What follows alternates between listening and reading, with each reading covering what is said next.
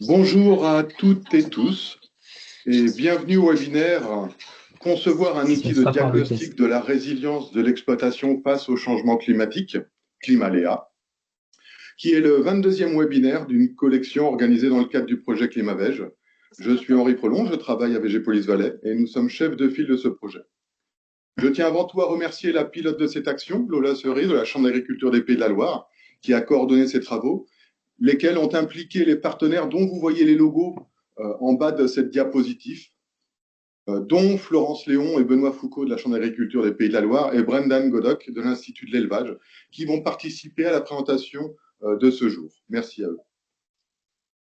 Sur la diapo suivante, je vous fais quelques petits rappels pratiques sur le fonctionnement de ce webinaire. Merci à vous de couper vos micros et votre caméra. Et je vous signale que ce webinaire sera enregistré afin d'être prochainement disponible en replay. Pour revenir au projet Climavège, Climavège est l'association de deux mots, climat et végétal. Il porte sur la transition et la durabilité des systèmes de production végétale face au changement climatique.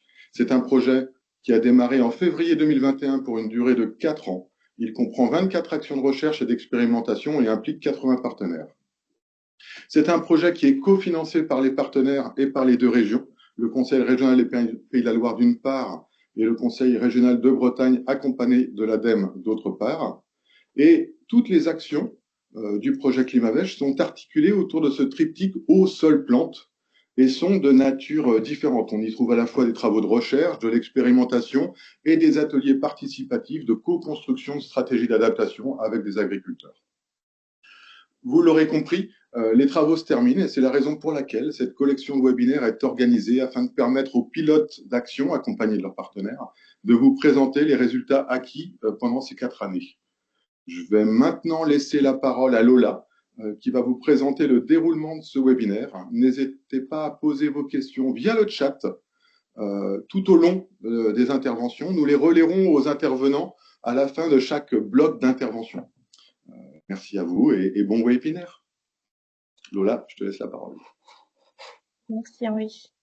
Bonjour à tous, donc Lola Serret, je suis chargée de mission recherche en agriculture biologique et environnement à la Chambre d'agriculture des Pays de la Loire, donc notamment en charge de gestion, coordination de projets autour de la biodiversité ou de l'adaptation au changement climatique.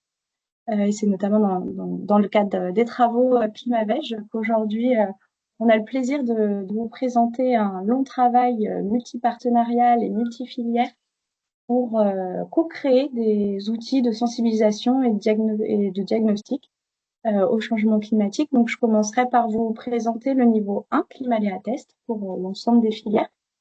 Puis, Benoît vous présentera le Climaléa Diag, donc le niveau 2 en arboriculture, avec donc viticulture pour des raisons un peu de durée du webinaire. Le viticulture est vraiment calqué sur l'arboriculture en termes de fonctionnement. Donc, ça servira à présenter un peu les deux. Ensuite, Florence Léon nous présentera le Climaléa Diag grande culture et enfin Brendan Godoc le Climaléa Diag fourrage bovin. Concernant Climaléa Test, donc nos objectifs, c'était de pouvoir avoir un outil qui permette notamment aux conseillers, aux agriculteurs, de qualifier un peu la vulnérabilité ou la résilience de leur système de production à l'échelle de l'exploitation, voire des parcelles. Donc le niveau 1, le Climaléa Test, il a été plutôt construit dans un but de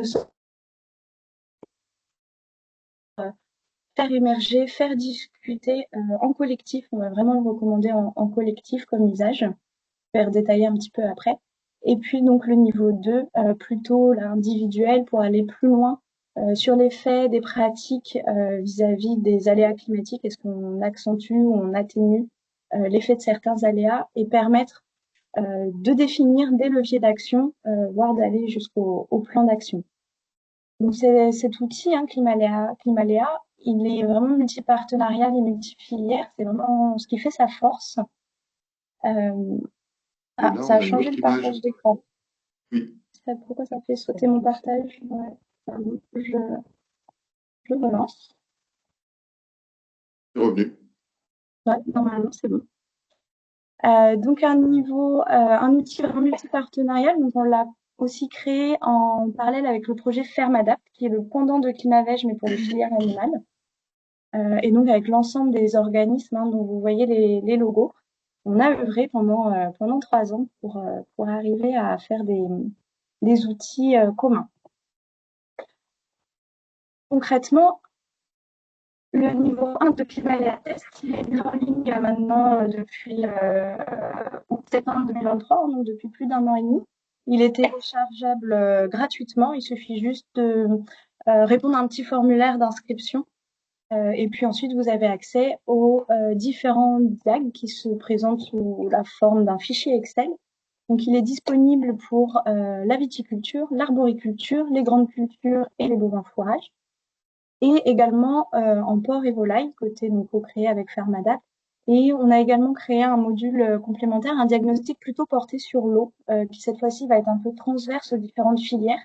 Et selon les catégories, les thématiques, il peut y avoir des questions sur l'abreuvement, sur les possibilités d'irrigation ou non. C'est assez complémentaire aux outils par filière. Avec donc l'objectif à travers ce niveau 1, comme je le disais, plutôt de sensibiliser, de faire émerger des pistes, un petit diagnostic de sensibilité, de vulnérabilité, puis de faire émerger par le collectif des solutions. Un Climaléatest, ça dure environ, on va dire, 1 heure. D'abord, il y a une petite phase où il faut remplir le questionnaire Excel. Donc, c'est une vingtaine de questions qui sont structurées par thématique propres à chacune des filières. Et on est vraiment plutôt sur des questions de type ressenti. Par exemple, c'est faites-vous face régulièrement à des pertes liées au gel? Oui, mes parcelles sont gélives et je ne suis pas équipée. Non, j'effectue une taille plus tardive dans mes parcelles gélives. On est vraiment plutôt sur du ressenti, c'est pas des données factuelles mesurées. Mais ça permet déjà de se positionner. Une fois les questions renseignées, donc on met des notes de 1 à 3 par ordre, on va dire, de prépondérance. Et automatiquement, on va avoir des graphiques qui vont se mettre à jour dans le fichier Excel. Et on va pouvoir visualiser, par exemple, sous forme de graphique radar. Donc un exemple, par exemple, sur la sensibilité du matériel végétal par rapport aux différents aléas, sécheresse, coup de soleil, le gel. On peut rapidement visualiser par rapport au gel, finalement, voilà, on a des pratiques, le matériel végétal est plutôt résilient, alors que quand on est dans le rouge, on voit que sur maladies ravageurs, peut-être un point d'attention à aller creuser sur ces sensibilités-là. Donc très rapide à consigner comme questionnaire. Des graphiques ensuite sous forme de radar, d'histogramme ou d'analyse à fond.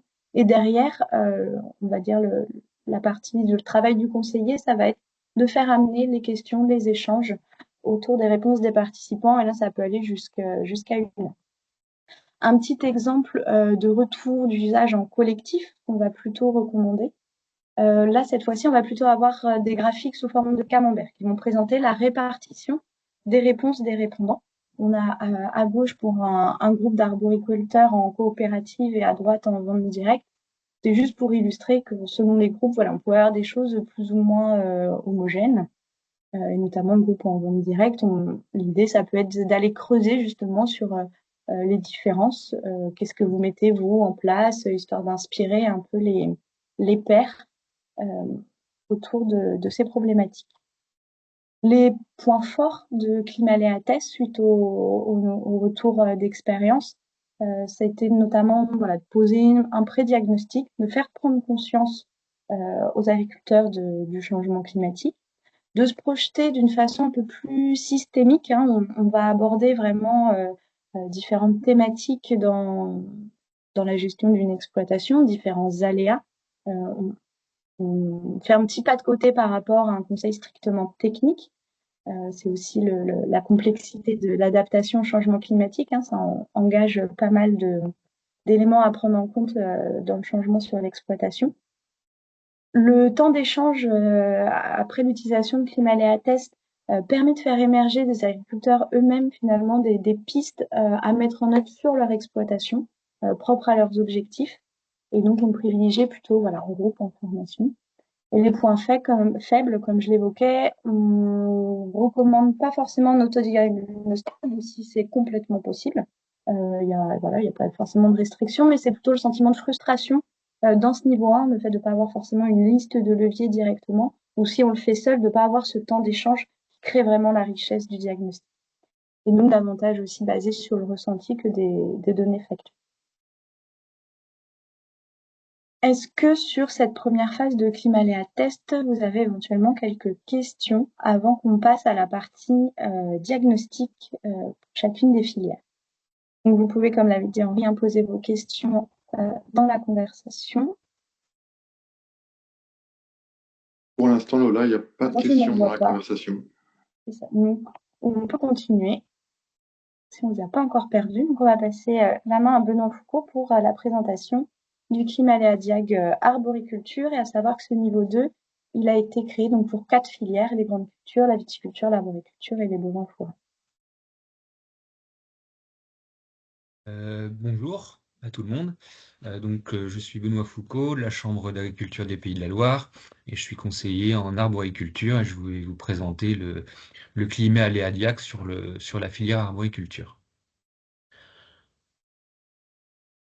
Donc le diagnostic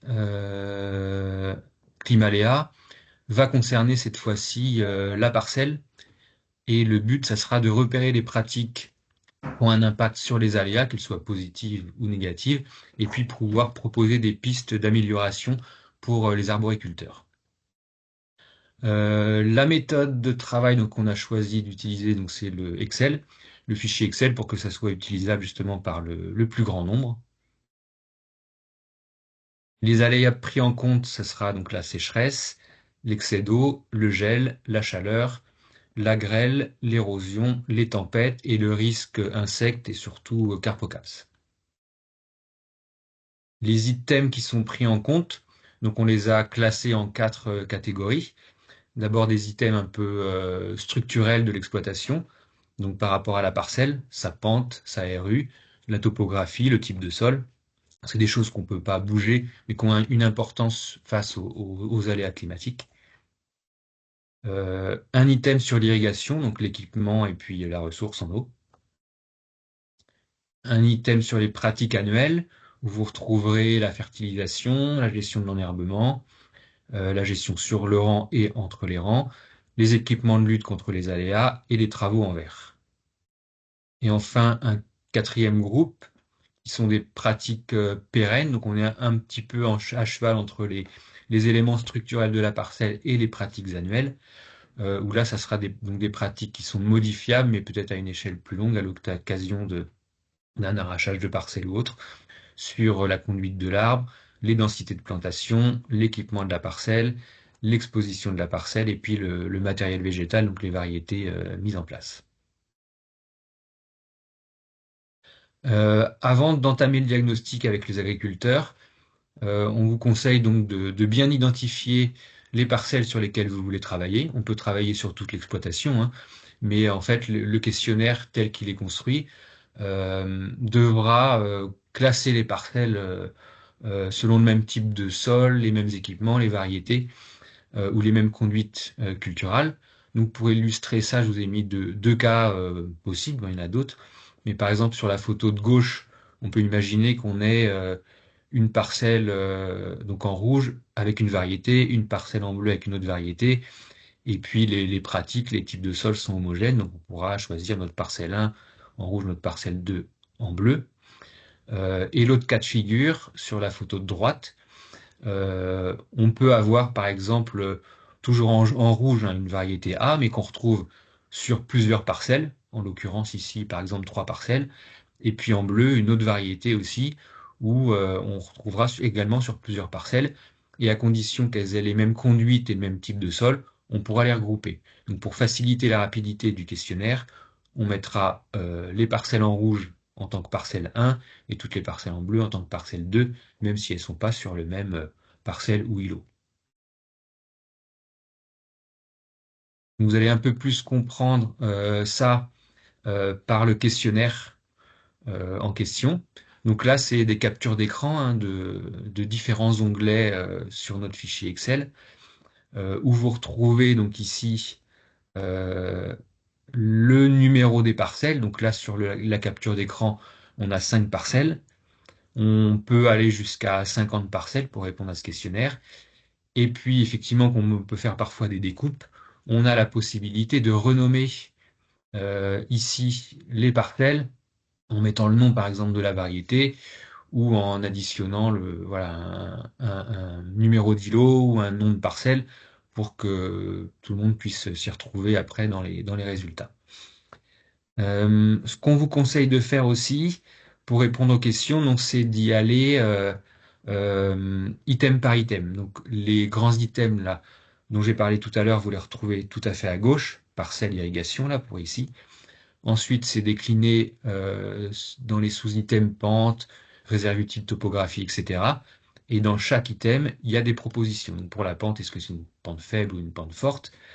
L'idéal, c'est de prendre ligne par ligne pour que ça soit plus rapide à répondre. Si on prend parcelle par parcelle, il faudrait dérouler tout le questionnaire, puis recommencer la même chose pour la parcelle 2. Là, on a trouvé ça plus simple comme ça. Par exemple, une exploitation, il n'y a que des pentes faibles, sauf voilà, la parcelle 2 qui est une pente forte. Donc c'est plus rapide pour répondre de cette manière-là. Et donc on peut répondre ligne par ligne à l'ensemble du questionnaire. Donc voilà pour la partie questionnaire, donc c'est sur un onglet spécifique. Lorsque l'on change d'onglet, l'onglet suivant, donc on a les résultats du diagnostic. Et il faut commencer donc par actualiser le tableau grâce à ce petit bouton sur lequel vous cliquez et du coup vont s'afficher les résultats du questionnaire. Ici par exemple pour illustrer le visuel des réponses, on a choisi de sélectionner donc sur l'aléa gel tardif. Donc là c'est pareil, on peut grâce à des menus sur la gauche choisir quelle parcelle on veut afficher. On peut choisir quel aléa on peut afficher. On peut tout afficher d'un coup si on veut, mais ça fait un tableau qui est relativement grand. Donc par exemple, on peut choisir de visualiser uniquement pour le gel tardif. Et il y aura du coup les items qui vont s'afficher qui ne concernent uniquement cet aléa qu'on aura choisi. Dans la visualisation des réponses, donc vous avez des petites pastilles de couleurs qui vous indiquent si la pratique a un effet négatif, donc qui accentuerait l'aléa climatique, ou au contraire une pastille verte qui réduirait, qui atténue l'aléa climatique avec quelques déclinaisons, donc ça va du rouge au vert avec une petite encoche dans la pastille verte.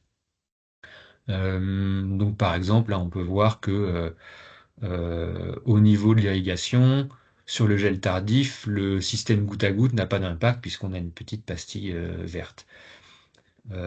Par contre, on peut voir que sur la gestion, par exemple, de l'interrang, le fait de tondre l'interrang, ça a plutôt un effet positif et ça diminue les risques de gel. Donc voilà comment il faut lire les résultats de ce questionnaire et de ce diagnostic. On passera ensuite à un onglet suivant où là, on visualisera donc plutôt les leviers qui sont à mobiliser pour atténuer les effets d'un aléa climatique ou voir quel levier il faut, enfin, ou quelle pratique il faut éviter afin d'être trop sensible à un aléa climatique. Donc là, c'est sur le même principe. Donc vous pouvez actualiser d'abord le tableau pour voir les réponses. Vous pouvez choisir d'afficher une seule parcelle ou toutes les parcelles. Vous pouvez choisir l'aléa climatique que vous souhaitez afficher et vous pouvez choisir d'afficher uniquement les pratiques qui ont un impact positif ou négatif ou les deux sur l'aléa climatique. Si on reprend notre exemple là qu'on a vu tout à l'heure, on peut voir que par exemple sur les équipements d'irrigation, le fait d'avoir de l'aspersion, on voit une petite flèche verte vers le haut. Donc ça veut dire que c'est une pratique qui est conseillée pour la lutte face au gel tardif. Donc ça, c'est les leviers possibles, les petites flèches qui montent vers le haut ou qui descendent vers le bas. Et lorsqu'on a une pastille à côté, c'est que la pratique est déjà en place sur l'exploitation. On a vu tout à l'heure, par exemple, que Les équipements d'irrigation, c'était plutôt du goutte à goutte. Donc voilà, on n'a pas de pastille à côté du levier aspersion qui est intéressant pour lutter contre le gel. Par contre, on a vu tout à l'heure que le couvert était tondu, donc c'est bien une pratique qui permet de limiter les risques de gel, donc elle est là, la petite flèche vers le haut, et on a la pastille à côté, c'est-à-dire que cette pratique-là est déjà mise en place sur au moins là, la parcelle 2, et il n'y a pas de pastille sur la parcelle 1, donc on peut conseiller de faire ça également sur la première parcelle. Donc voilà comment il faut lire les résultats entre voilà, le diagnostic et puis les leviers qu'on peut proposer par la suite aux agriculteurs. En onglet suivant, on vous propose un petit peu de ressources pour voilà, en fonction des leviers que vous pouvez proposer aux agriculteurs. On a quelques ressources documentaires, donc c'est des liens Internet sur l'irrigation, le gel, le désherbage mécanique, les filets carpo, donc pour pouvoir échanger et donner un petit peu de, de ressources documentaires aux arboriculteurs que vous pouvez accompagner. On a aussi intégré quelques données climatiques, donc sur la prévision du climat au futur. Donc là, c'est pareil, c'est des liens cliquables qui vont vous envoyer sur Internet, sur des sites fiables pour essayer de voir un petit peu en fonction de la région où vous êtes, comment va évoluer le climat de cette région-là. Donc voilà pour l'onglet ressources. Et on vous propose deux derniers onglets pour voilà, vous donner un petit peu une trame ou un exemple de compte-rendu qui peut être rédigé après un tel diagnostic.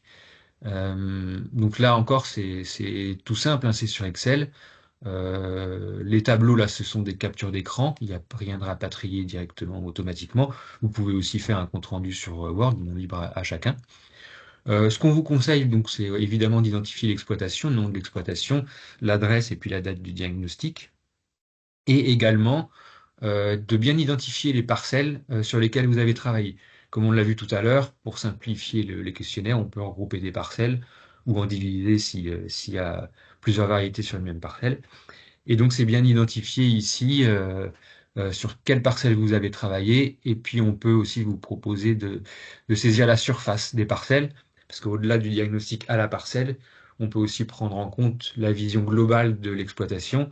C'est-à-dire que s'il y a, je sais pas, 8 parcelles sur 10 qui sont à un risque climatique, mais qu'elles représentent que 10% de la surface, bon, on peut conclure quand même que les risques sur l'exploitation sont plus faibles que si c'était 70% des parcelles, mais aussi 70% des surfaces qui étaient concernées par des risques.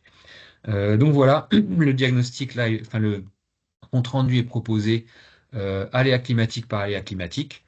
Donc là, on affiche par exemple l'aléa sécheresse, on coche toutes les parcelles concernées, on peut faire un petit commentaire, et puis à côté, sur le tableau de droite, on peut afficher les leviers pour cet aléa sécheresse par exemple.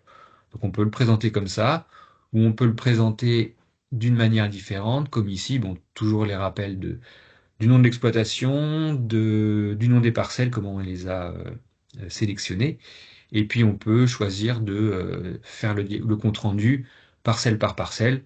Donc là, par exemple, la parcelle 1, on affiche tous les aléas possibles pour cette parcelle-là, et puis à côté, on peut afficher toutes les préconisations possibles pour cette même parcelle. Donc c'est libre à chacun de choisir la présentation qui lui convient, ou une autre s'il y a d'autres idées. Donc voilà, pour, euh, pour le climat aléadiaque, pour l'arboriculture. Et puis bah, comme tout à l'heure, on a un petit peu de temps pour quelques questions. Donc si vous avez des questions, n'hésitez pas. Merci Benoît. En questions qui ont été posées via le chat, il y en avait sur la durée de réalisation d'un diagnostic. Alors peut-être que cette question peut être divisée sur la partie climat-aléa test et climat-aléa diag, pour la rendre la réponse plus complète. Alors, enfin, je laisse Lola peut-être commencer sur le. Le Sur le climat climat test. test, on est plutôt, on va dire, autour d'1 heure.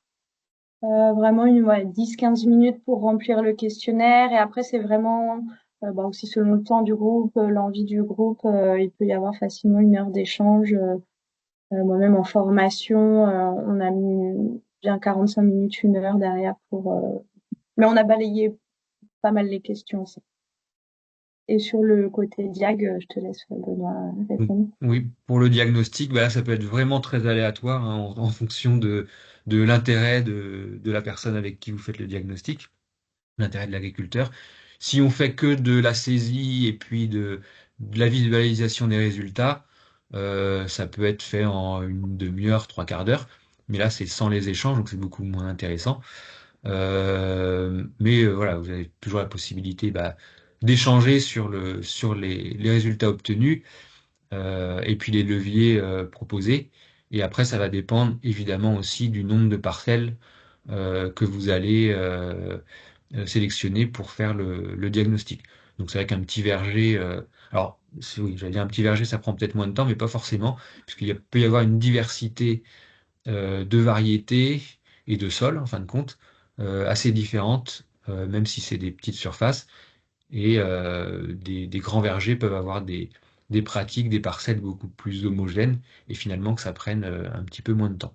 Donc c'est plus, je dirais, la diversité du verger et des pratiques qui va faire que le diagnostic sera plus ou moins long. Mais on peut passer facilement 2 heures à faire un diagnostic si on veut. Et c'est représentatif aussi pour les autres climat diag, grande culture, Sur le temps, non, on va oui, dire sur la c'est plutôt durée. Viti Arbo qui sont sur ce timing-là. On verra après grande culture, on est plutôt 1 journée et demie en tout. Voilà, il y a d'autres étapes. Jean-François, est-ce que l'outil intègre la track? Donc ça, c'est par rapport à AgriClim, sur lesquels en fait on utilise les données DRIAS, etc. derrière de modélisation. À l'heure actuelle, pas encore. C'est un chantier qui est en réflexion à mener pour voilà, se mettre à la track et pérenniser l'outil, parce qu'il a été créé avant 2021, il me semble. Donc à l'époque, voilà, donc on avait les scénarios 4.5, 8.5. C'est plutôt basé sur le 8.5. On verra dans le diagramme culture, mais pour le moment, AgriClim n'est pas encore track compatible, on va dire, mais c'est un chantier qui est en préparation, en discussion. Je souligne aussi qu'il y a eu des questions sur le fait, est-ce que c'était adapté aux petits ruminants qui ont été posées et répondues. Merci Brendan pour les réponses en ligne sur le fait qu'aujourd'hui, c'était pas réellement adapté pour les petits ruminants, mais en réflexion. Et si je reprends le fil, il y a des questions aussi concernant une éventuelle aide au choix des aléas. Et ces aléas sont-ils ceux, j'allais dire, existants ou ceux prévisibles? Alors, dans le choix des aléas, on a essayé d'être exhaustif, en tout cas pour la partie arboriculture là, et d'identifier les aléas qui avaient un impact sur la production. Donc voilà, c'est vrai qu'il y a certains aléas qui ont très très peu de leviers possibles à modifier pour essayer de s'en préserver, et puis d'autres aléas où il y a beaucoup plus de choses. C'est vrai qu'au début, on les avait classés un petit peu par ordre d'importance en mettant un petit peu voilà les tempêtes ou les choses comme ça un peu plus à la marge, parce que d'une part c'est sans doute moins fréquent, et puis parce qu'il y a peu de leviers pour s'en prémunir. Et non, finalement, on a tout mis sur le même plan. Puis après, c'est à chacun, hein, comme on l'a vu tout à l'heure, on peut sélectionner les réponses sur les aléas qu'on souhaite. Donc c'est à chacun après de voir ce qui les intéresse. Et sur une éventuelle aide dans le choix des aléas, pour être suivi. Aide, alors ça sera peut-être, enfin, on n'a pas créé d'aide pour ces choix-là. Faudra peut-être voir en fonction de la sensibilité déjà ou du ressenti ou de la demande de l'arboriculteur qui va faire le diagnostic, peut-être par rapport à la zone géographique où chacun se situe aussi. On sait qu'il y a aussi voilà des couloirs de grêle ou de tempête qui sont enfin connus ou répertoriés. Peut-être que si voilà l'exploitation se situe sur un couloir comme celui-ci, peut-être qu'il faudra privilégier et s'attarder un peu plus longtemps à ces aléas-là. Merci Benoît. On va laisser peut-être la parole à Florence pour nous présenter le climat aléa grande culture. Eh ben oui, avec plaisir. Donc, Florence Léon, je suis conseillère en agronomie à la Chambre des Pays de la Loire. Et donc, du coup, j'ai travaillé en partenariat avec les collègues de Bretagne, mais aussi avec Arvalis et puis Terre Innovia sur le climat-aléa Diag Grande Culture. Du coup, l'objectif, je prends mes souris, tac. Là, pareil, c'est vraiment de pouvoir repérer les pratiques agricoles qui vont avoir un impact sur les aléas futurs. Et du coup, de pouvoir aussi échanger, discuter avec l'agriculteur de manière à pouvoir lui proposer des pistes d'amélioration, qu'est-ce qu'il peut modifier pour pouvoir être un petit peu plus résilient face au changement climatique. Donc du coup, la méthode, pareil, on est parti sur un questionnaire mode de fichier Excel, quelque chose que tout le monde peut facilement prendre en main. Et puis on a regardé un petit peu, donc on s'est tous mis autour de la table. Donc je vous dis, il y avait Arvalis plus pour la partie céréales, et puis Terre Innovia pour la partie oléoprotéagineux. Et puis des experts donc Bretagne, parce qu'on a quand même aussi des climats très différents, donc avec les collègues de Bretagne et puis nous, Pays de la Loire. Et du coup, on a regardé les 5 aléas, on s'est limité à 5 aléas qui pour nous sont les aléas les plus forts à venir. Donc le premier, c'est tout ce qui, enfin, ils sont pas dans l'ordre, on n'a pas mis de priorité, mais voilà, il y aurait le stress hydrique de printemps, où là du coup c'est essentiellement pour tout ce qui va être la partie valorisation de l'azote sur céréales sur la période de février-mars. Donc là, on va essentiellement regarder la pluviométrie. Et donc, voilà, toutes ces catégories, en fait, sont des choses qui sont dites à dire d'experts. Donc, voilà, on a estimé pour le stress hydrique de printemps, c'est qu'on a besoin de décades avec une pluviométrie supérieure à 15 mm sur la période février-mars pour pouvoir bien valoriser l'azote. Pour l'excès thermique, du coup, en été, là, on serait plutôt sur les cultures vraiment d'été, comme le maïs, le sorgho. Là, on regarderait plutôt des nombres de jours où les températures sont supérieures à 32 degrés sur la période plutôt floraison. Pour les coups de chaleur en fin de cycle sur céréales, on va regarder aussi des nombres de jours où les températures seraient supérieures là de ce coup-ci à 30 degrés, plutôt sur la période de fin de cycle de la culture. Pour le stress hydrique estival, on est plutôt sur la période semis du colza, donc là c'est pareil, on est sur des températures qui seraient supérieures à 30 degrés sur la partie août, mi-septembre. Et puis enfin, on a regardé aussi au niveau de ce qu'on appelle nous l'hydromorphie, mais c'est surtout du coup les excès d'eau d'hiver. On sait qu'on va être impacté de plus en plus. On a en plus des résultats là, qui sont issus des essais qui ont été menés dans le cadre du projet PROB, en lien avec Arvalis. Et donc on sait que voilà, on a deux cas possibles. Le premier cas, c'est des pluviométries qui sont supérieures à 400 mm sur une période plutôt précoce, entre septembre et puis fin janvier, où là on sait que si on atteint ce seuil de 400 mm, on va arriver avec des pertes de rendement à peu près à 2 quintaux par hectare. On a un deuxième seuil qui va être des pluviométries un petit peu plus tardives, mais qui vont être de 100 mm entre le mois de fin janvier et puis le mois de mars, où là on va avoir un risque de perte de rendement de 3 quintaux hectares. Et on sait aussi, grâce au projet BROC, que si on cumule ces deux conditions-là, ça sera plutôt 15 quintaux de perte de rendement sur les céréales. Donc voilà, nos 5 aléas, en tout cas, ils sont posés.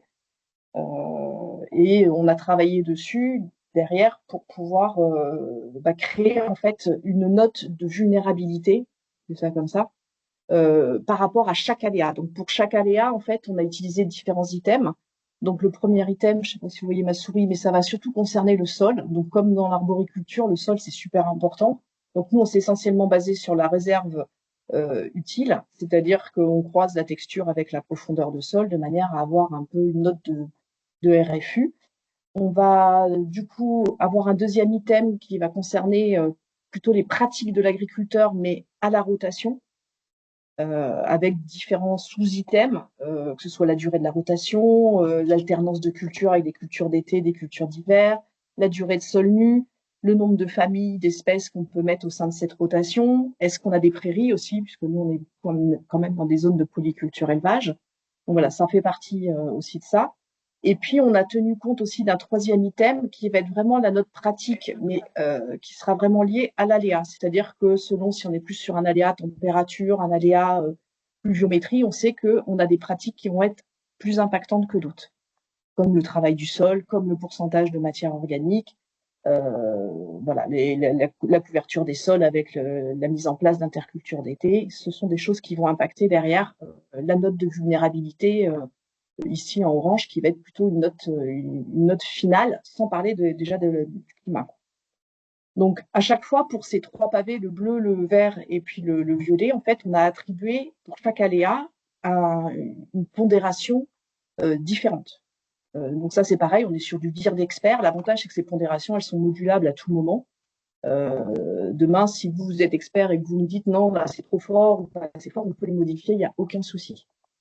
Et donc, on obtient donc une première note, en fait, qui est plus du coup liée à la rotation et au sol, auquel on va croiser une note qui sera liée vraiment à la fréquence de l'aléa. Donc, aujourd'hui, pour obtenir une première note finale, donc c'est finalement la note de vulnérabilité aujourd'hui de la rotation de l'exploitant. Et on va aussi, grâce à la base AgriClim, pouvoir calculer une note de fréquence pour l'aléa futur lointain, pour donner une deuxième note finale et dire à l'agriculteur comment sa vulnérabilité va pouvoir évoluer. Est-ce qu'elle va s'améliorer ou au contraire, est-ce qu'elle va se dégrader? L'objectif, c'est vraiment de créer de l'échange et puis de pouvoir derrière remettre un petit peu en cause certaines pratiques et créer de nouvelles pratiques auprès de l'agriculteur. Donc voilà, là je vous ai pris par exemple un exemple concret sur la topographie de l'hiver. Du coup, on a choisi, par exemple, on sait que le sol, il va être très très important. Hein. On ne peut pas changer notre texture de sol, on ne peut pas changer notre profondeur de sol. Donc, on a dit, voilà, ça va peser à 60% de la note par rapport aux autres pratiques ou aux autres items. Donc voilà, ça c'est juste pour vous donner une petite idée de comment on a pu pondérer derrière nos notes. Et ça, c'est pondéré pour chaque aléa, chacun des 5 aléas. Donc, dans un deuxième temps, quand on a créé la base de notre diagnostic, on s'est aussi très vite rendu compte qu'on avait beaucoup de différences climatiques entre déjà la Bretagne et les Pays de la Loire. Donc, du coup, on a été regarder la carte du LETG qui nous permet de distinguer 8 zones climatiques qui fonctionnent de la même manière. Et donc, on a dit voilà, il serait intéressant que ce diagnostic, finalement, utilise ces 8 zones selon où l'agriculteur est situé. S'il est sur Brest ou s'il est sur Angers, évidemment, il n'aura pas du tout les mêmes aléas climatiques futurs. Donc, du coup, on a utilisé ces 8 classes du LETG et puis on a croisé, du coup, avec les scénarios climatiques du RCP 8.5, hein, c'est ce que disait Lola tout à l'heure. Du coup, donc c'est le scénario en fait le plus pessimiste. Et donc, on a utilisé que les données, par contre, issues du futur lointain, pour que ce soit des données un peu qui donnent un peu de réactivité à l'agriculteur, qui le fassent un peu réagir. Donc voilà, on a extrait ces données de l'AgriClim pour chacune des stations, avec du coup des valeurs réelles, et puis on a créé des boîtes à moustaches de manière à pouvoir derrière mettre une note climatique, d'évolution climatique en tout cas pour le futur. Donc du coup, après, comment se passe le déroulé du diagnostic? Là, c'était vraiment plutôt le fond de la construction de notre diag. Mais après, du coup, voilà, vous voulez faire un diagnostic chez un agriculteur. Donc là, pareil, c'est de l'individuel. Hein. Donc déjà, en premier lieu, c'est déjà d'obtenir l'accord de l'agriculteur, de manière à ce qu'il puisse vous transmettre son numéro de package et que vous puissiez le transmettre derrière au SIG, de manière à ce qu'il puisse faire certaines extractions dans l'objectif de réaliser des cartographies. Donc, la première extraction, ils vont avoir besoin, c'est d'avoir le RPG qui va nous donner du coup le registre parcellaire et derrière, on va pouvoir croiser les données de sol. Donc, en amont du rendez-vous, on va savoir un petit peu l'agriculteur. Est-ce qu'il est plutôt sur des zones saines, des zones humides? Est-ce que c'est plus des sols calcaires? Est-ce que c'est des sols en pente, etc. Donc, on va croiser différentes données qui vont permettre de réaliser différentes cartographies, qui vont aussi créer de l'échange et nous aussi pouvoir nous imprégner un peu d'exploitation sur laquelle on est. Donc on a réalisé du coup différentes cartos et ça nous permet vraiment de faire une base d'échange et de mieux comprendre. En général, on va comprendre aussi pourquoi des fois les prairies sont plus dans les zones humides et que les systèmes de culture sont un peu plus éloignés d'exploitation. Ça permet aussi de savoir un peu le parcellaire, si c'est un parcellaire groupé ou pas. Donc, une fois qu'on a fait cette étape-là, on va pouvoir préparer nos cartes, on va pouvoir pré-compléter aussi le fichier. avant d'aller chez l'agriculteur en face à face. Donc du coup, le précomplétage, c'est pas français. Pour précompléter le fichier, du coup, donc normalement le SIG vous envoie un tableau Excel résumé un petit peu de toutes les extractions, donc par parcelle. Vous allez retrouver la culture en place. Alors ça, faut être vigilant parce que selon la date du RPG, vous n'aurez pas forcément la dernière culture en place. Ça peut être souvent du 2023. Donc voilà, attention à ce biais-là quand vous allez discuter avec l'agriculteur. Mais c'est surtout qu'on va avoir toutes les extractions en général de notes au niveau de la texture, profondeur, qui vont nous être utiles nous derrière pour calculer la RFU. Et puis la partie aussi hydromorphie, battance et pente de toutes les parcelles de l'agriculteur.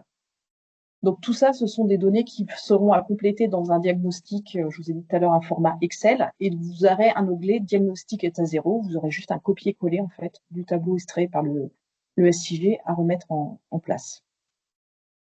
Donc du coup, normalement, une fois les cartons aussi imprimés, on est prêt pour aller chez l'agriculteur. Donc voilà, en rendez-vous, évidemment, on crée de l'échange. On discute un petit peu du système de culture de l'agriculteur.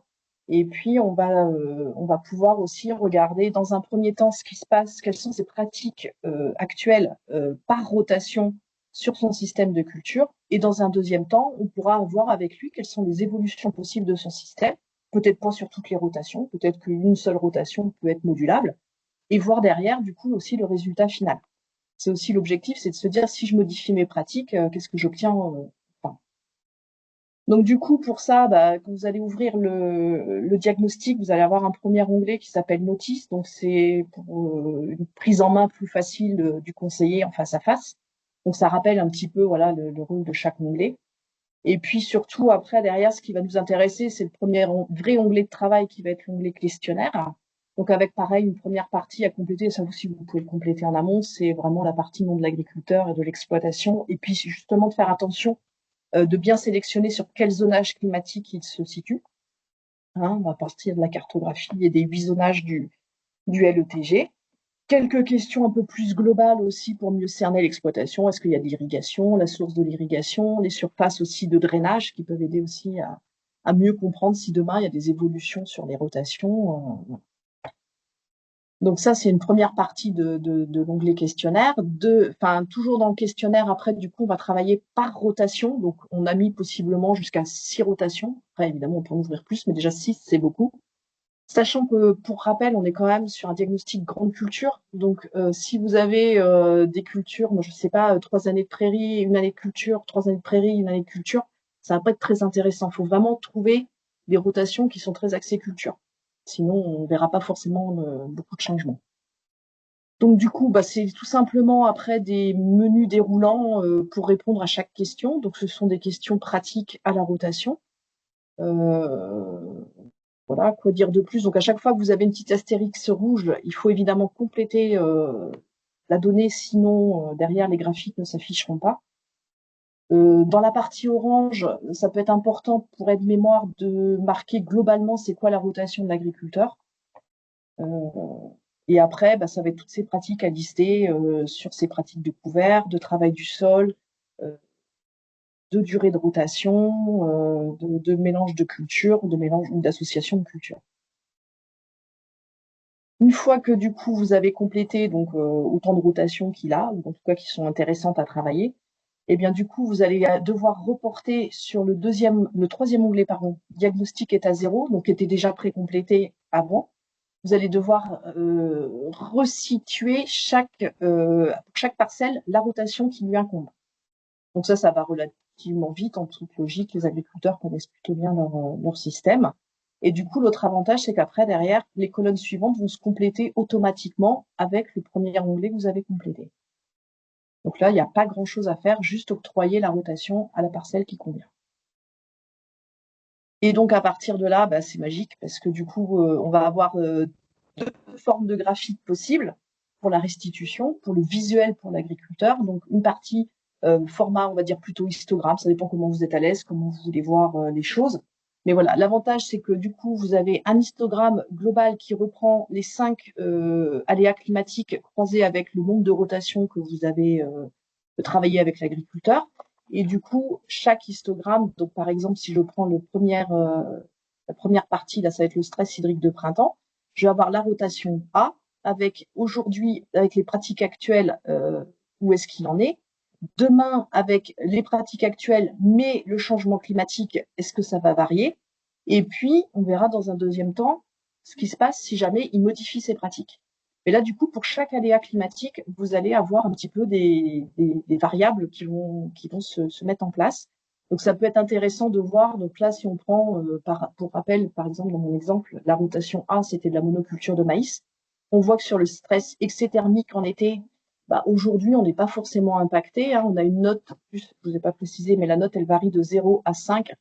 Plus on est proche de 5, moins on va être vulnérable au changement climatique. Donc aujourd'hui, on peut dire que dans le système actuel sur la zone du Mans, la zone climatique du Mans, eh bien, il n'y a pas forcément de soucis particuliers. Par contre, on voit que dans un futur lointain, eh bien, la situation va se dégrader, on vire un peu à l'orange et peut-être qu'il y aurait des pratiques ou des choses à remettre en question de manière à être un peu plus résilient dans l'avenir. Donc voilà. Et vous pouvez aussi, ça sera plus utile peut-être pour le compte rendu, cibler en fait sur certains aléas, des aléas qui peuvent être plus parlants, plus nécessaires pour l'agriculteur. Vous pouvez choisir que certains aléas et derrière faire des copier-coller qui iront dans le compte rendu à la fin, pour être mémoire pour l'agriculteur. Donc ça, c'est le premier format, c'est le rendu histogramme. Vous pouvez aussi, si vous êtes plus à l'aise, si c'est plus parlant pour l'agriculteur, avoir des rendus format radar. Donc là, pareil, on va retrouver nos 5 aléas climatiques autour du radar, nos 4 codes couleurs, des notes de 0 à 5, une note de 0 à 5, donc plus on est dans le vert, moins on va être sensible au changement climatique, et plus nos pratiques, en tout cas, seront résilientes. Donc, voilà un petit peu pour la restitution format graphique. Du coup, l'objectif, une fois qu'on a mis un petit peu le doigt sur ces pratiques actuelles et évidemment qu'il y avait peut-être des choses à modifier, l'objectif, c'est de pouvoir revoir avec l'agriculteur s'il y a des adaptations, des atténuations possibles, comment il peut en fait améliorer la durabilité et la résilience de son système. Donc, de le faire réfléchir en fait à ce qu'il peut mettre en place sur son exploitation. Donc ça va être un jeu d'échange, de questions-réponses avec l'agriculteur et de pouvoir aussi lister avec lui ces différentes voies de changement. Alors du coup, pour vous aider, si vous êtes en panne d'idées, il y a une banque de leviers que l'on a créée qui va être organisée par différentes catégories. Vous allez pouvoir retrouver le matériel végétal, c'est peut-être en fait les leviers qui sont d'un premier abord les plus faciles à mettre en place, c'est-à-dire ça peut être du décalage de la date de semis, ça peut être adapter une variété à la précocité ou à la date de semis ou en tout cas à la période de sécheresse. Ça peut être aussi de faire des mélanges d'espèces ou de variétés, bref, des petites choses très simples. Et vous voyez dans la première colonne, si vous abordez certains leviers avec l'agriculteur, vous pouvez les cocher, et ils apparaîtront directement dans le compte rendu. Donc vous avez un premier niveau qui va être le niveau matériel végétal. Après, vous allez avoir un deuxième niveau qui va être plutôt autour de la rotation. Ça va être diversifier sa rotation, allonger la rotation, intégrer des prairies, etc. Vous pouvez aussi avoir toute une évolution autour de son matériel, plutôt autour de l'irrigation. Ça peut être aussi du conseil, ça peut être de la retenue d'eau, ça peut être de changer son matériel qui est un petit peu obsolète et partir sur d'autres modes d'irrigation. Vous allez aussi avoir toute une banque de leviers autour des propriétés du sol, c'est-à-dire que tout ce qui va être maximiser la couverture, limiter le travail du sol, de manière justement à gagner en infiltration, etc. Et puis un dernier levier qui nous a semblé important, malgré qu'on parle de culture et de parcelles, c'était de pouvoir voir un peu plus large avec tout ce qui va tourner autour de l'aménagement paysager, qui sont pour nous, un des leviers peut-être les plus importants, c'est de pouvoir remettre de la haie, pouvoir remettre des bandes enherbées, peut-être diminuer les tailles de parcelles. Enfin voilà, il y a vraiment tout un travail à faire aussi sur ces choses-là, et c'est des choses qu'on voit de plus en plus auprès des exploitants. Donc voilà, c'est très très bien.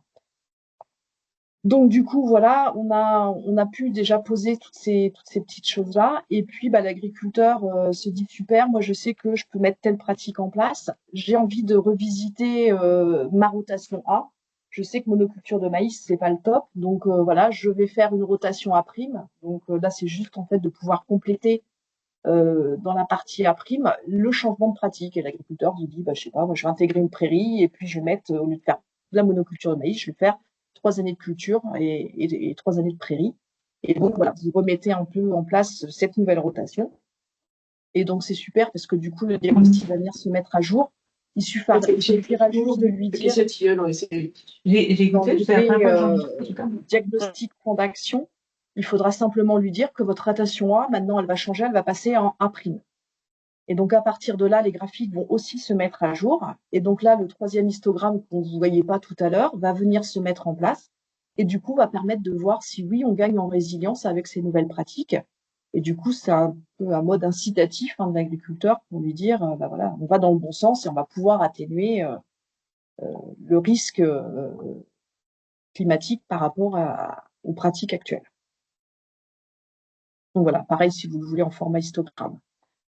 Donc voilà, une fois du coup ces échanges faits, les modifications de pratiques abordées, vous pouvez accéder après à un compte rendu qui va être pré-rempli. Il va rester les graphiques à intégrer. Donc ça, les graphiques sont dans un onglet, il y a juste un petit copier-coller d'écran à faire, de manière à pouvoir tout simplement, comme je vous montre à l'écran là, reprendre en fait les leviers qui auront été abordés lors de l'échange.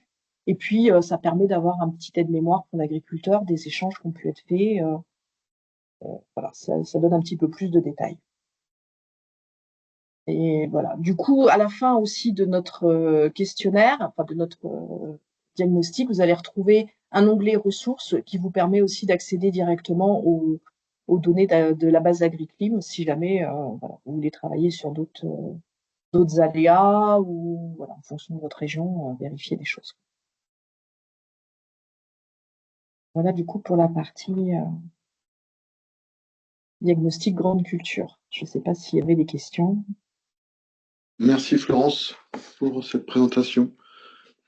Il y avait une question, mais qui est aussi, je pense, plus générale. Est-ce que l'outil est adapté pour une utilisation dans l'Est? Je suppose que c'est l'Est de la France.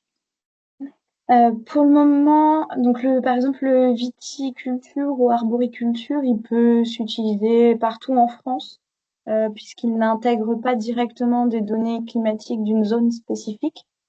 Après, c'est peut-être les pratiques potentiellement qui peuvent varier. Il peut peut-être y en manquer quelques-unes par rapport à des choses qui seraient ailleurs. Mais voilà, Viti Arbo, ils sont utilisables partout en France. Le grande culture, en effet, comme l'a montré Florence, il est paramétré pour les régions Bretagne et Pays de la Loire, avec les zonages climatiques qui leur sont propres.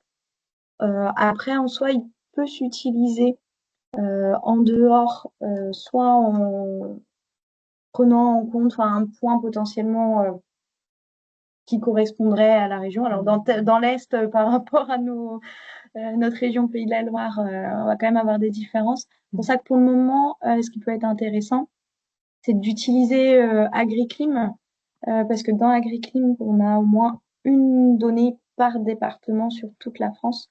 Donc ça peut être voilà pour aller visualiser l'impact gel ou certains aléas climatiques dans son territoire, ou les cartes spatialisées du LETG aussi sont super pour ça, mais elles sont plutôt pareil Pays de la Loire, Bretagne pour le moment, pour visualiser un peu plus voilà, le changement climatique sur son territoire. Et après, potentiellement, des points peuvent être ajoutés, des points climatiques peuvent être ajoutés. Le projet se termine bientôt. Il était région Pays de la Loire, Bretagne. Mais en soi, pour continuer aussi de le développer et de le faire vivre, c'est des choses qu'on envisage de pouvoir rajouter des points géographiques. Donc, ça peut, s'il y a de la demande, ça peut se travailler et s'intégrer. Et bovin fourrage, je laisse peut-être Brendan répondre, il va le présenter juste après. Je crois qu'il peut s'utiliser partout. Non, je vais revenir dessus, mais on est davantage sur le Grand Ouest pour l'instant. On n'a que les zones Bretagne, Pays de la Loire qui sont disponibles. C'était un projet initialement Bretagne, Pays de la Loire. C'est pour ça aussi que les données intégrées sont plus proches, mais perspective d'évolution possible. Disons que la base existe, quoi. Après, c'est juste une question de l'adapter au climat et aux mêmes typologies de sol et données en fait déjà existantes pour les autres régions, quoi. S'assurer avant qu'ils aient Pardon. Je t'en prie, Lola, vas-y. J'ai un petit complément sur pour le Pour le Diag Arbo et Viti, ils sont plutôt simples à prendre en main ou à compléter, donc on souhaitait le mettre en téléchargement libre, juste comme en fait il y a une macro, il y a une petite macro dans l'Excel, notre site internet ne prend pas en charge, enfin on peut pas l'héberger sur notre site internet directement. Donc en fait, en attendant qu'on résout ça, vous pouvez me contacter et je peux vous envoyer le fichier Excel directement. Et pour la partie grande culture, vous avez pu voir, il y a quand même peut-être un peu plus de prérequis, de petits tips à compléter. Je vous propose, je vais vous mettre un lien dans la conversation. Si vous souhaitez du coup utiliser le grande culture, j'ai prévu 2 dates, 2 créneaux spécifiques en visio, spécifiques grande culture, pour un peu un SAV, questions-réponses, prise en main de l'outil, pas une vraie formation en tant que telle, mais l'idée de, voilà, si vous voulez le tester, on peut vous envoyer une version par mail et si vous inscrivez après un des créneaux entre guillemets formation, questions-réponses pour essayer voilà, de vous aider à prendre en main l'outil. Il y aura 2 dates en mars. Je vais vous mettre le formulaire dans la conversation. Ok, merci Lola. Et je vérifie, mais dans la conversation, il n'y a plus de questions, ce qui fait qu'on va pouvoir, Brendan, te laisser la parole pour le volet fourrage bovin de ce diagnostic.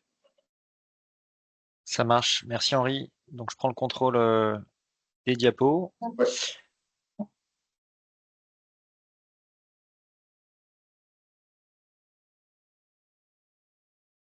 Ok, donc je vais vous parler donc du volet bovin, viande et bovin lait. En fait, on est sur donc les 2 filières bovines dans ce diagnostic, donc outil de conseil pour s'adapter aux aléas climatiques en élevage. Vous avez ici en haut à droite les partenaires qui ont donc contribué avec l'Institut l'élevage à construire ce diagnostic, donc les chambres d'agriculture de Bretagne, de Pays de la Loire, les groupes bio de Pays de la Loire et aussi les groupes CIVAM de Pays de la Loire et de Bretagne. Donc on a construit ce diagnostic-là dans le cadre des projets Climavège et Fermadapt et on est encore en cours de test et d'amélioration avec le programme Fermadapt, notamment en Pays de la Loire. Alors, pour vous parler un peu de sa construction, d'où il vient, comment on a construit cet outil, parce que on a essayé de prendre les choses petit à petit. D'abord, on a donc créé Climaléa Test Bovin, qui est donc un questionnaire que vous a présenté Lola. Et ensuite, à partir de septembre 2022, suite à une grosse sécheresse, là, on s'est regroupé avec plusieurs conseillers fourragers, plusieurs conseillers en élevage sur les besoins en outils qu'on avait pour accompagner un éleveur ou une éleveuse qui souhaite faire le point sur son système fourrager et sur ses évolutions futures euh, face aux aléas climatiques. Donc l'idée c'était pas de faire un outil pour faire un outil, on a vraiment regardé ce qu'on avait déjà comme fichier Excel de bilan fourrager, comme outil d'accompagnement, comme ressources ici et là en développement, en organisme, enfin en démarche de conseil et d'animation de groupe. Donc on a convenu à une structure qu'on a donc essayé de mettre petit à petit en place dans un fichier Excel. Donc on s'est inspiré pour ça donc du rami fourrager, qui est donc un, un, un jeu sérieux qui a été créé par l'Institut de l'élevage et l'INRAE en 2011, et par une méthode, la méthode précoce, qui est aussi fait issue d'un projet de recherche où la sécurisation des systèmes fourragers était vraiment travaillée à la loupe avec différents outils et méthodes. Et donc avec tout ça, on a donc pu mettre en place un fichier Excel qui paraît assez complexe comme ça au premier regard, mais qui finalement est assez tout-terrain, qu'on a simplifié petit à petit pour arriver sur un outil assez opérationnel et qui donc a été testé auprès de plus de une trentaine d'éleveurs, en tout cas bovin lait en majorité, et puis bovin viande de plus en plus. Donc c'est à partir de l'été 2023 qu'on a vraiment fait des tests et qu'on a continué à améliorer l'outil au fur et à mesure des tests et des retours d'éleveurs et des conseillers. Donc, il a été testé pour le moment sur les deux régions Bretagne et Pays de la Loire chez 25 éleveurs ou éleveuses en bovin lait et puis 4 en bovin viande. Et là, dans le programme Ferme Adapt, d'ici les 3 prochaines semaines, il y en aura 8 éleveurs bovins viande qui aussi vont passer leur tour sur cet outil. On a pu faire aussi des restitutions collectives en groupe de ces diagnostics avec les éleveurs. Donc, je vais vous en parler un petit peu. C'est des choses très riches. Et il y a un travail qui est en cours sur les zones d'Auvergne pour l'adapter avec les champs d'agriculture en Auvergne sur ce contexte de montagne. Et petit à petit, on espère pouvoir le nationaliser en intégrant les régions les unes après les autres. Donc moi, je vais quitter l'Institut de l'élevage le 18 mars et c'est ma collègue Emeline Reber qui prend la suite, qui est basée à Lyon, mais qui donc va assurer le pilotage de cet outil avec mes collègues Benoît Delmas et Aurélie Madrid, donc pour l'Institut de l'élevage. Donc voilà un peu le parcours où il en est. Et puis je vais rentrer maintenant plus spécifiquement dans la démarche climat-aléa-diac bovin. Alors j'avais prévu des animations, mais bien sûr c'est un peu compliqué, donc je vais dérouler voilà sur toute la diapo. Donc on démarre en fait le diagnostic en choisissant la zone sur laquelle se situe l'éleveur. Donc là pour l'instant nous avons que 6 zones. Donc c'est les 6 zones agroclimatiques que vous avez vues tout à l'heure qui ont été donc découpées par le laboratoire LETG qui donc fait partie de l'université de Rennes et qui donc nous propose derrière en fait chaque zone différents profils de pousses de l'herbe qui sont liés bien sûr au climat mais aussi au sol.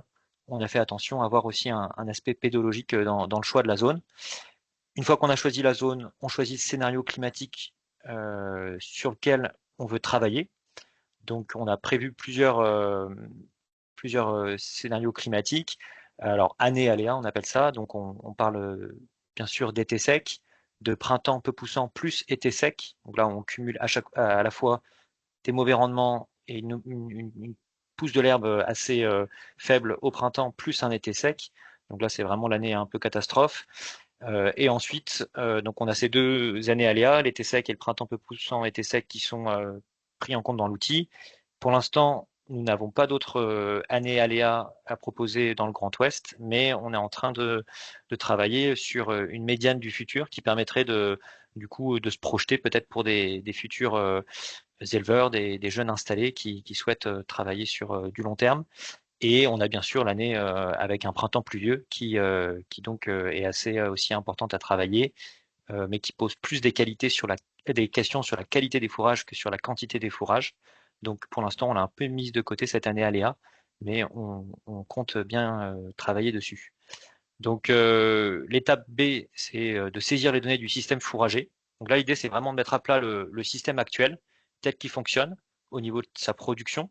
Donc on décrit dans le détail l'assolement, les différents couverts qu'on a, et on a juste des rendements qui sont proposés dans l'outil.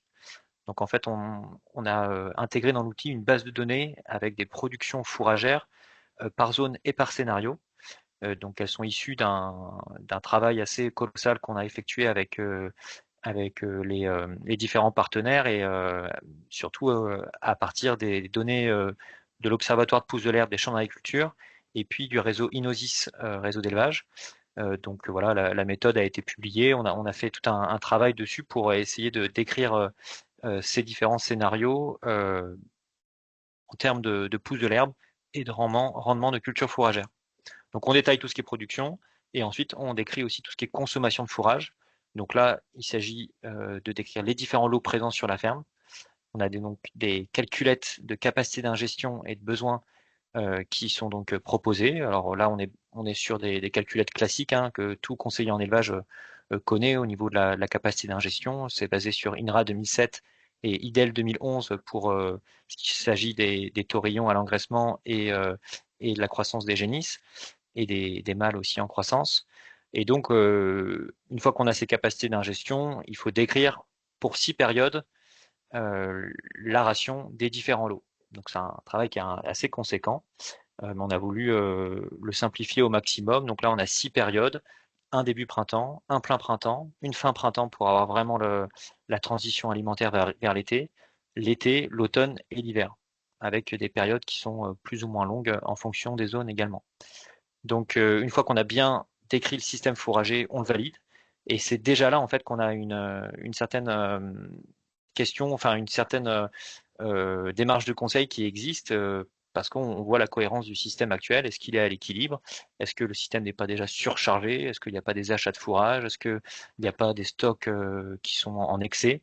Et donc, en fait, toute cette étape B peut sembler un peu longue, mais finalement est cruciale pour bien comprendre la résilience d'un système. Ensuite, en étape C, là, on vous propose donc simplement d'illustrer les impacts sur l'équilibre du système fourragé. Donc là, vous voyez pour une zone, un profil de pousse de l'herbe en zone 6 qui passe de 6 tonnes 6 de matière sèche à 5 tonnes 4 pour un printemps peu poussant été sec. Et donc, voilà, ce rendement-là en moins et puis les rendements sur les cultures fourragères peuvent impacter donc le troupeau et la trésorerie des stocks à différents moments de l'année. Donc, il y a tout un chiffrage qui est fait sur les pertes et les déficits en fourrage. Ça nous permet de repérer les fragilités, mais aussi les opportunités de levier. Et il y a tout un tas d'indicateurs chiffrés pour donc décrire la situation d'une année aléa sur ce système. Ensuite, on imprime un tableau de bord en A3. Et donc là, on a un vrai support de discussion qui peut se faire en individuel, en conseil éleveur plus conseiller, donc avec des graphiques, des indicateurs qui peuvent faire réagir l'éleveur. Ensuite, le conseiller peut faire aussi recours à une liste de leviers ou à d'autres ressources qu'il a lui en magasin. Et on imagine aussi une utilisation en groupe, donc je vais vous en parler un petit peu, pour simplement tous les pairs, tous les autres éleveurs ou éleveuses du groupe puissent avoir aussi un point de vue sur son système à soi et donc croiser les avis de chacun. Alors, on est bien conscient qu'un système d'élevage bovin, il ne se résume pas qu'au système fourragé. On peut aussi aller plus loin en faisant un diag des bâtiments d'élevage et de leur résistance aux coups de chaud. On peut aussi aller plus loin en faisant des appels plus précis d'experts sur la ration du troupeau, sur les prairies, la composition des prairies ou sur l'ombre au pâturage avec l'agroforesterie. Donc voilà, un système bovin est assez complexe. Là, on n'aborde que le système fourragé. Le stress thermique, on a initialement prévu une partie aussi dans l'outil pour le traiter. Pour l'instant, on manque trop de références scientifiques sur l'impact d'un stress thermique sur la performance d'un troupeau pour proposer quelque chose de valide. Donc voilà, c'est en discussion avec les collègues du service production laitière et production de viande, mais voilà, à terme, il faudra bien aussi donner à voir les impacts d'un aléa ou d'un été chaud sur la performance zootechnique d'un troupeau. Donc voilà un peu la démarche en bref. Alors, ce qu'on a en sortie, donc on est à chaque fois sur un fichier Excel hein, avec des sorties qui sont imprimables en A3, donc on a essayé quand même de rendre les choses à peu près ergonomiques. On a un tableau de bord qui est assez costaud, que là vous voyez à l'écran, un petit, sur lequel on a toute la situation actuelle du système fourragé qui est donc schématisé avec tout un tas de chiffres, voilà, qui sont assez en fait compréhensible hein, par un éleveur. Ça fonctionne très bien avec des notions de chargement, des notions de stock, de trésorerie fourragère. Et puis, on répète aussi les différentes rations des différents lots euh, sur le système actuel. La même chose sur le système projeté, dans l'aléa climatique. Et puis, une analyse d'impact qui chiffre les pertes en fourrage stocké, pâturé, donc ce que vous voyez ici en bas. Donc on calcule les déficits totaux au pâturage. Donc voilà, ça c'est assez important pour prendre en compte bien l'aspect saisonnier et les besoins du troupeau à différentes périodes. Les déficits en fourrage récolté. Et puis l'accumulation des deux nous donne donc un déficit total qui peut être exprimé en pourcentage des besoins du troupeau à l'échelle de l'année. Donc là, sur ce système-là, 95 tonnes de matière sèche sont nécessaires pour faire donc face à l'année aléa qui a été testée. Donc ça représente 16% des besoins. C'est un peu la moyenne d'ailleurs des 30 diagnostics qui ont été faits. on vacille entre 5 et 30% de déficit en pourcentage des besoins du troupeau. Et donc, voilà, ce chiffre-là, déjà, il peut faire pas mal réagir. Et on peut aussi s'amuser à l'extrapoler sur des hypothèses de fréquence. Enfin, s'amuser, c'est un grand mot, mais donc, voilà, une année sur 3, pour constituer ces 95 tonnes de matière sèche, ça veut dire que tous les ans, il nous faudrait constituer 47 tonnes de matière sèche, ce qui correspond à 10 UGB ou 8,4 hectares, pour faire face à cet aléa-là. Donc, bon, ce n'est que des extrapolations, mais c'est des choses qui font assez bien réagir les éleveurs et qui permettent aussi d'identifier des stocks de sécurité, voilà, de parler vraiment concrètement avec des chiffres sur le système en place et sa résilience face à une année aléa. Alors, je poursuis.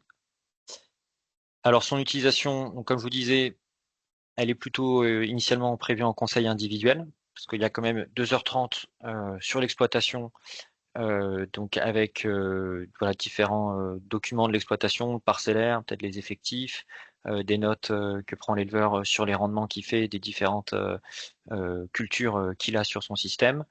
Donc là, le but, c'est vraiment de prendre du recul sur le système, de parler stratégie d'alimentation, parler de valorisation de l'herbe au pâturage, parler voilà, gestion des lots, vente des lots, etc.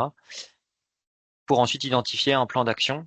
Donc nous, on l'a résumé en 3 leviers à prioriser. Donc 3 leviers pour intégrer dans le système et donc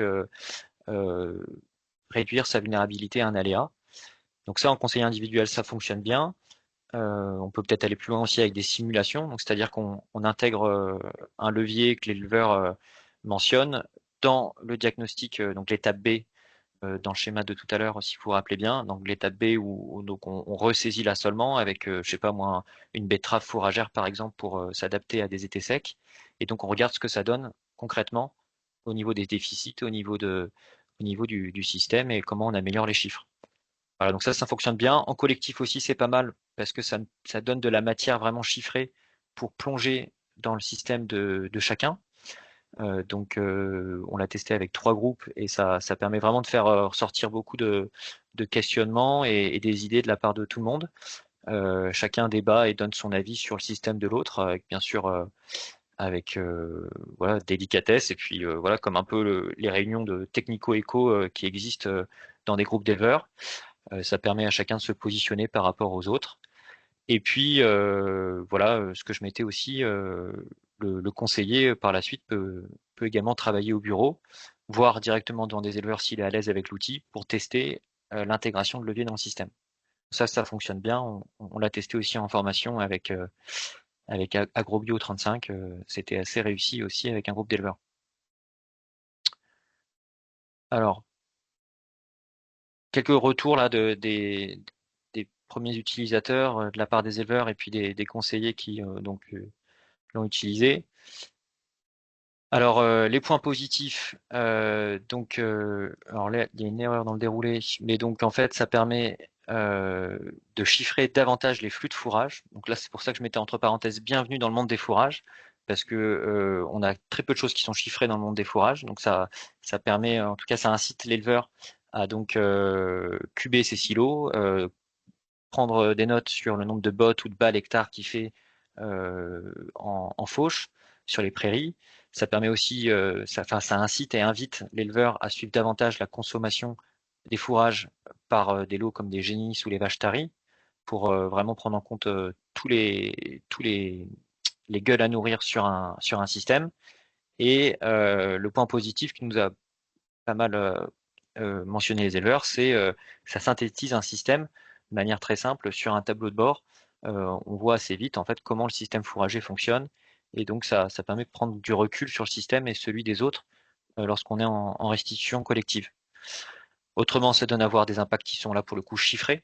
Donc on peut se faire peur, mais aussi comme se rassurer si on a bien sûr un système sécurisé. Et ça conduit direct à des notions de stock de sécurité. Et donc on est dans le concret plutôt que de survoler différents leviers d'adaptation sans jamais rentrer vraiment dans le comment on peut sécuriser nos systèmes de manière pratique. Voilà. Donc, autrement aussi, je rajoutais à la fin que ce qu'ont bien aimé les éleveurs, c'était que lors du déroulé, du remplissage de l'outil, on voyait déjà petit à petit arriver des opportunités de levier ou des aberrations ou des ajustements techniques qui pourraient être faits pour améliorer le système face à ces aléas climatiques. Donc voilà, ça c'est intéressant. Et puis les éleveurs aussi aiment bien les simulations de levier intégrées dans leur système. Donc ça, l'outil permet de le faire assez rapidement. Donc ça a été assez apprécié aussi. Alors il y a aussi des points négatifs, l'outil n'est pas parfait. Le gros problème, c'est que ça demande quand même enfin, problème, c'est quelque chose qui peut être relevé, hein, mais c'est en fait, ça demande quand même pas mal de prérequis fourrage et alimentation aux conseillers qui l'utilisent. Il faut avoir quand même un regard critique sur les chiffres qu'on rentre dans l'outil, avoir des notions d'ingestion de fourrage par des bovins et puis de rendement sur des prairies. Mais bon, voilà, ça va aussi avec bah, le volet adaptation au changement climatique qui est du coup une thématique qu'on découvre de plus en plus dans les organismes de conseil et développement. Ça demande une bonne prise en main de l'outil parce que pour l'instant il est sur un fichier Excel, donc c'est assez voilà, c'est pas tout à fait fluide. On aimerait à terme l'informatiser, donc il va falloir qu'on trouve des financements pour le faire, mais on a bien conscience que le fichier Excel nous limite. Et puis, dernier point négatif, c'est que ça demande du temps d'entretien en fonction de la connaissance de l'éleveur ou de l'éleveuse de ces chiffres à lui ou à elle, de son système. Comme je vous disais, donc on met vraiment à plat tout le système fourrager, la production des prairies, la consommation des fourrages, et donc ça demande voilà, un peu de temps de collecte. C'est un temps de remplissage qui est quand même finalement à la fin, moi je trouve nécessaire et intéressant lorsqu'on parle d'adaptation au changement climatique, d'adaptation aux aléas climatiques. C'est un peu le b.a.-ba pour bien comprendre les systèmes fourragers. Donc, donc voilà où donc le premier bilan qu'on peut faire de ces 30 tests dans le Grand Ouest. Et voilà, c'était ma dernière diapo. Merci Brendan pour cette présentation. Il y a quelques questions du coup dans le chat, notamment une question sur le processus de création des indicateurs. Pour les différentes déclinaisons, comment se fait la pondération dans le calcul d'indicateurs?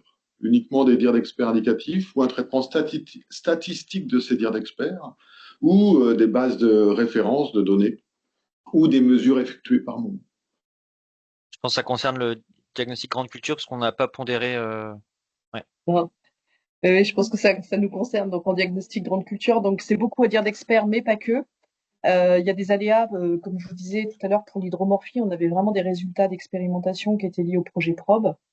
Et après, voilà, on s'est penché vers des écophysiologistes. Enfin voilà, essayer de voir un petit peu comment on pouvait pondérer. C'est-à-dire qu'on sait qu'on va avoir du changement climatique, qu'on va avoir voilà, des augmentations de température avec des nombres de jours qui vont devenir de plus en plus importants. Et ce qu'on ne sait pas forcément, c'est ce détail précis de se dire, par exemple, pour un maïs, on va passer, par exemple, pour nous, les pays de enfin, Pays de la Loire, en tout cas la zone du Mans, on va passer de 4 jours à plus de 32 degrés sur la période de floraison à 16 jours. Et là où on ne sait pas, c'est quel impact ça va avoir.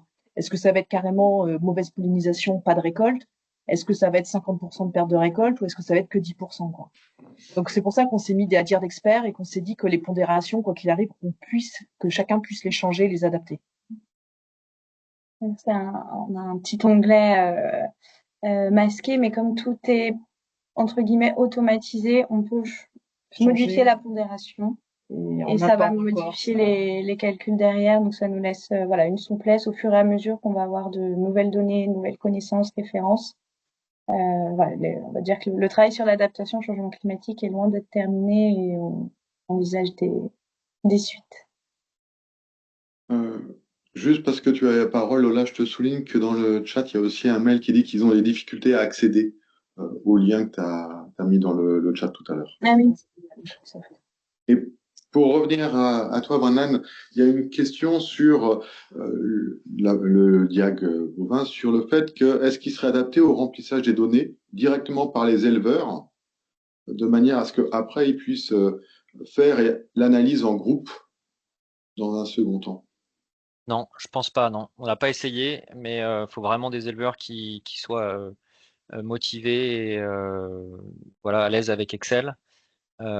C'est même dans le questionnement, en fait, le but c'est quand même d'être accompagné parce qu'il y a des logiques, des questions qui sont pas forcément évidentes pour saisir les différents lots, les rations, bien comprendre qu'est-ce qu'on entend par enfin sur les différents lots, comment on regroupe les lots, comment on décline l'assolement et les différentes prairies qui sont sur la ferme. Bon, c'est finalement, je pense quand même quelque chose à faire avec un conseiller, même si bien sûr des éleveurs seraient tout à fait capables. Il y en a qui maîtrisent super bien et c'est des chiffres en fait, voilà, qui travaillent au quotidien, donc ça se fait très bien. Mais voilà, c'est dans une démarche de conseil avec un conseiller ou un animateur de groupe, ouais. Hum. Et dans la continuité, même esprit, y a-t-il une formation à prévoir pour un conseiller pour prendre en main l'outil? Ouais, Cette c'est question d'une nécessaire. formation à prévoir est peut-être même prévue. Alors, on va ouvrir des créneaux de formation sur le Grand Ouest là avec donc mes collègues et les partenaires du projet. Donc l'idée c'est quand même de se former sur une journée pour bien prendre en main l'outil et de voir aussi certaines bases des références, des ressources qui sont disponibles dans l'outil. Donc voilà, ça va être communiqué prochainement. Et il est aussi demandé si, toc, toc, toc, comment avez-vous déterminé les déficits de production de fourrage selon les aléas rencontrés? Alors là, ça fait donc l'objet d'un travail voilà assez important pour donc estimer l'impact d'un aléa climatique sur des fourrages. Initialement, on était beaucoup avec de la simulation, donc avec des modèles de culture comme Stix ou autres. Là, pour le coup, le pari qu'on a fait, c'était de s'intéresser au passé, aux années aléas qu'on avait déjà rencontrées dans le passé. Donc, par exemple, l'année 2022, l'année 2003, l'année 2010, l'année 2011. Donc, il y a eu un travail en fait d'exploration des données du passé, des données à la fois des observatoires de pousse de l'herbe lorsqu'il s'agit de prairies, donc voilà, relevées par les champs d'agriculture à l'herbomètre toutes les semaines chez des éleveurs. Donc, vraiment des données de terrain qui donc sont très précises et très utiles. Et pour les cultures fourragères, on est sur des données donc qui sont issues de la base de données Inosis réseau d'élevage. Donc c'est un réseau d'élevage suivi par les champs d'agriculture et l'Institut de l'élevage, où on a des données maïs qui sont assez fiables. Et donc on a des rendements, des pertes en rendement sur ces années sèches qui ont été faites pour donc proposer des pertes en rendement. Mais voilà, on peut aussi bien sûr ajuster tout ça dans l'outil. Et alors bien sûr, il y a aussi certains fourrages qui nécessitent du coup là pour le coup, enfin qu'on nécessitait un dire d'expert pour dire bah, qu'est-ce qui se passe une année sèche lorsque la luzerne ou le sorgho ou la betterave fourragère voilà prend un été sec, euh, quelle baisse de rendement on estime. Voilà, donc il y a un peu de dire d'expert, mais beaucoup de travail sur de la donnée observée. Merci. Avez-vous intégré un curseur lié à la fertilisation dans l'approche du prévisionnel fourrager en cas de déficit? Non, il n'y a pas de curseur spécifique sur la fertilisation, mais ça peut être pris en compte dans l'outil. En fait, on propose un profil de pousse de l'herbe sur la zone donc de l'éleveur. Je sais pas, 8 tonnes de matière sèche hectare. S'il estime qu'il arrose un peu plus en azote au printemps, il peut améliorer les rendements au printemps et donc faire un ratio plus 10%. Et donc on prend en compte la fertilisation via ce biais-là, comme ça facilement. Il n'y a pas de curseur spécifique. Mhm. Et, et parce que tu as souligné le fait qu'il y aurait des formations dans le Grand Ouest, il est demandé est-ce qu'il y aura des formations ouvertes plus largement qu'au Grand Ouest? Ouais, alors de la palette d'outils. non, on est en train de l'adapter pour l'Auvergne et puis les autres régions petit à petit vont suivre avec les différents opportunités de projets régionaux. Mais lorsqu'on va mettre à jour petit à petit l'outil et lorsque les choses seront disponibles dans une région, ça sera communiqué. Donc pour l'instant, rien n'est prévu en dehors du Grand Ouest. Ouais. Merci. Je pense qu'il y avait une question sur le temps nécessaire pour remplir l'outil, mais c'était en dernière diapo, 2 heures et demie, si je ne Ouais, c'est m'abuse. ça, ouais. Il faut 2 heures et demie, bien une bonne matinée avec un éleveur pour faire le tour du système et renseigner l'outil. Mm. Et j'ai vu aussi euh, une question qui portait plus pour Florence, je la recherche. Euh, C'était sur l'utilisation, si ça avait S'il été avait été testé testé. avec des agriculteurs. Enfin, c'est celle-ci. oui, si ça a déjà été employé, utilisé, oui, tout à fait. Oui, donc là, on n'est plus justement dans la phase de test. Aujourd'hui, il a déjà été testé par une collègue en Bretagne qui connaissait pas forcément trop bien l'outil. C'était aussi le but qu'elle puisse s'approprier l'outil un peu en face à face agriculteur, voir le côté accessibilité pour les collègues. Donc, il y a eu un test en Bretagne et puis les deux vrais tests quand même de fait en Pays de Loire. Mais on a pour projet de le retester encore là d'ici fin mars. Merci. Je pense qu'on a épuré les Alors, je questions. peux Je vois peut-être Lola. aussi compléter. On avait à peine peut-être répondu par rapport aussi à la durée du climat aléadiaque en grande culture. Donc là aussi, ça va être un peu de réponse de Normand. C'est forcément la durée, elle va dépendre du nombre de rotations, de la surface et du nombre de parcelles de l'agriculteur. Mais si on veut vraiment aller jusqu'aux modifications de pratiques et revisiter ces rotations, je pense qu'il faut compter aussi une demi-journée. Voilà. Merci Florence. J'ai épuré les questions via le chat. Je vois qu'il nous reste quelques minutes. Je vais prolonger pour conclure un petit peu ce webinaire. Vous rappeler que, vous informer que ce projet se terminant, il y a une réunion qui est programmée, qui se tiendra bientôt, maintenant le 13 mars, sur Nantes, durant laquelle tous les partenaires du projet pilote de travaux seront présents pour présenter leurs résultats. Vous soulignez aussi que vous venez d'assister à un webinaire, mais il y en a d'autres encore à venir, même si on est sur la fin maintenant. Il y a encore quelques webinaires avec une petite illustration dans la diapo suivante. Et je viens de vous... Ah bah non, pardon. Et je viens de vous mettre du coup un lien vers à la fois de premiers résultats livrables du projet sous forme de documents à télécharger, sous forme de présentation vidéo, et ainsi aussi vers la page des webinaires sur laquelle vous pourrez retrouver le replay de ce webinaire d'ici quelques jours et les replays des précédents webinaires qui ont pu être tenus. Vous retrouvez du coup des coordonnées pour le projet plutôt dans son ensemble. Vous pouvez revenir vers nous à VG Police Valais et plus sur les travaux qui ont été présentés. On retrouve là les coordonnées de Lola qui a piloté un petit peu ce travail et qui pourra faire le relais vers les autres interlocuteurs si besoin. Voici pour la tenue de ce webinaire. Un grand merci à nos intervenants et pour votre disponibilité et la participation à ces échanges et réponses aux questions. Et je vais vous souhaiter une bonne après-midi à tous. Merci Henri pour avoir animé ce webinaire et merci à tous les intervenants et tous ceux qui ont participé aussi à construire ces outils. Merci à vous. Au revoir. Oui, merci. Merci. Merci, Bonne au journée. revoir. Au revoir.